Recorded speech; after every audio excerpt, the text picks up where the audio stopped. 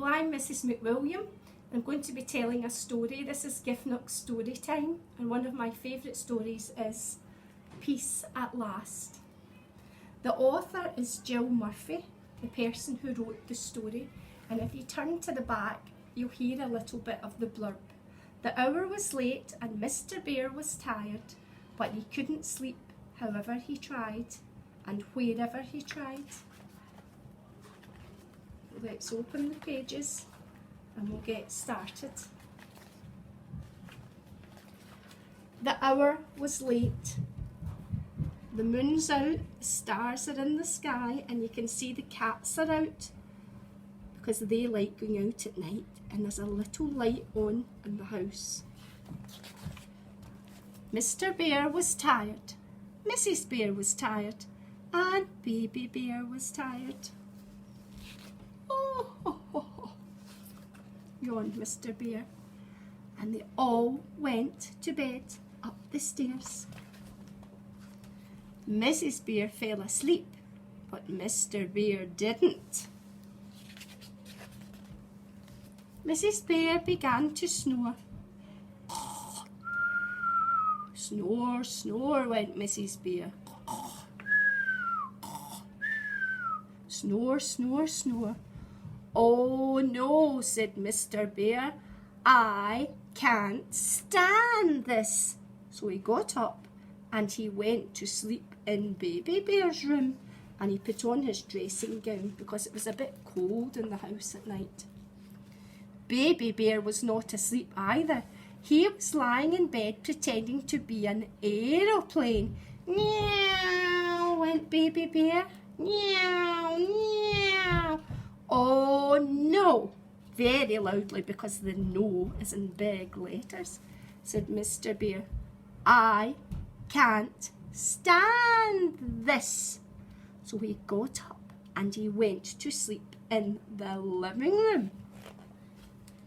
Tick-tock, tick-tock went the living room clock. Tick-tock, cuckoo, cuckoo. Oh no, said Mr Bear. I can't stand this. So he went off to sleep in the kitchen. Drip, drip, drip went the leaky kitchen tap. Went the refrigerator. Oh no, said Mr Bear. I can't stand this. So he got up and he went to sleep in the garden. He's looking very tired.